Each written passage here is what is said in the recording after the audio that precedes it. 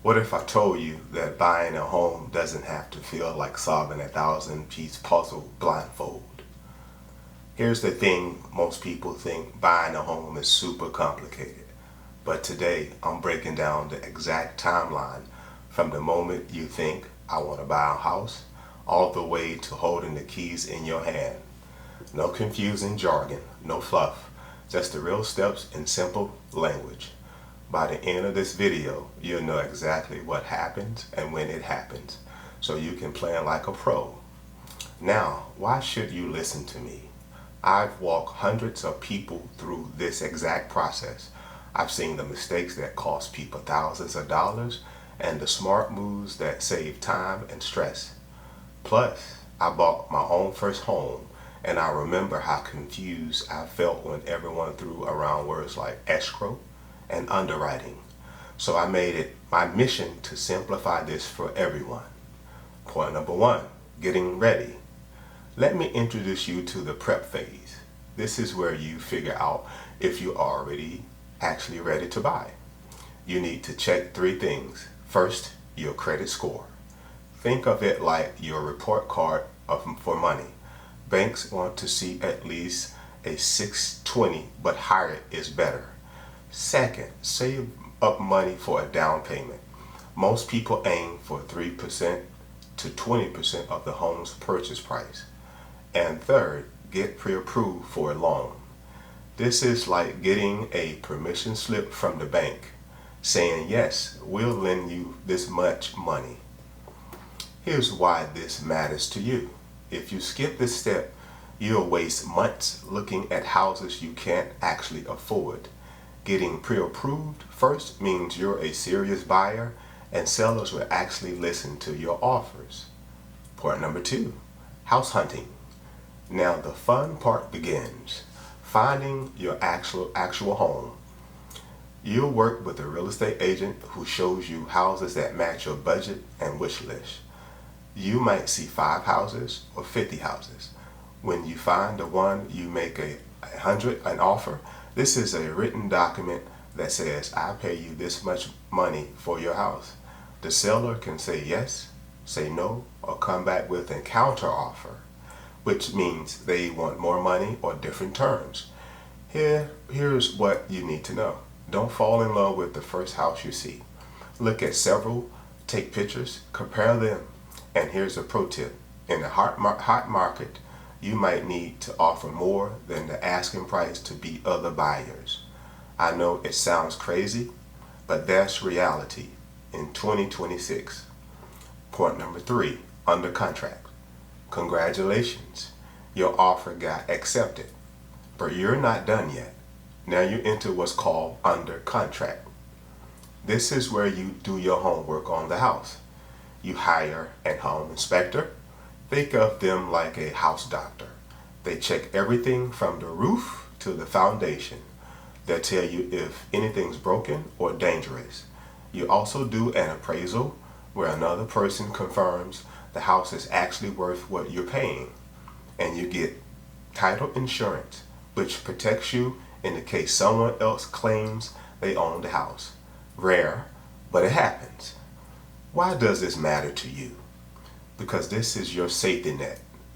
If the inspector finds major problems like a cracked foundation or a roof that's about to collapse, you can ask the seller to fix it, reduce the price, or you can walk away completely. This is your escape hatch before you spend hundreds of thousands of dollars. Point number four, mortgage process. While at that inspection stuff is happening, your loan is getting processed. The bank wants to triple check everything. They'll verify your job, your income, your savings, and your debts. They'll ask for pay stubs, tax returns, and bank statements. This process is called underwriting. Think of underwriters as the bank's detective squad. They want to make sure you can actually pay back the loan. Here's the critical part for you. During these weeks, don't do anything silly with your money. Don't buy a new car. Don't open new credit cards. Don't quit your job. Seriously, I've seen people lose their home loan days before closing because they finance a $40,000 truck. The bank is watching every dollar you spend. Keep everything stable until you get those keys. Point number 5, closing. You're in the home stretch now. About a week before closing, you do a final walkthrough. This is your last chance to see the house before you own it. You checking what the seller did, any repairs they promise, that they move all their stuff, and that's nothing's broken since your inspection. This comes closing day. You sit at the table with a huge stack of papers, sign your name and 100 times, and hand over a cashier's check for a down payment and closing costs. What this means for you: bring your ID, bring your checkbook, bring a pen. Budget about 2 to 4% of the home's price for closing costs. These are fees for things like the lawyer, the title company, the recording the deed. And here's a fun fact: at the very end, they'll hand you the keys. That's it. The house is all yours. Let me walk you through a real example of how this timeline played out for one of my clients. The situation: say Sarah and Marcus wanted to buy their first home in a competitive market. Budget $350,000. Timeline: close within 90 days. 1 month. Getting ready. They started buying by checking their credit scores. Sarah had a 720. Marcus had a 680. Good news, they qualified. They had saved $30,000 for a down payment and about 8.5%. They got a pre-approved for a $330,000 loan, which meant they could afford houses up to $360,000. This took them weeks. Month 2, house hunting. They looked at 12 houses over 4 weeks. The first house they loved. They offered asking price at $345,000.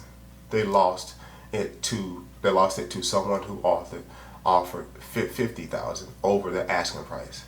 Tough lesson. On house number 9, they found a solid option at $340,000. This time they offered $350,000. The seller accepted.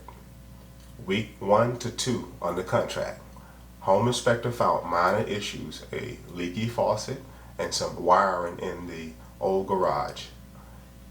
Total repair costs about $2,000. They negotiated with the seller, who agreed to fix everything before closing.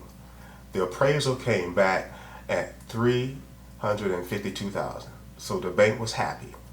Week 3 to 4, mortgage process.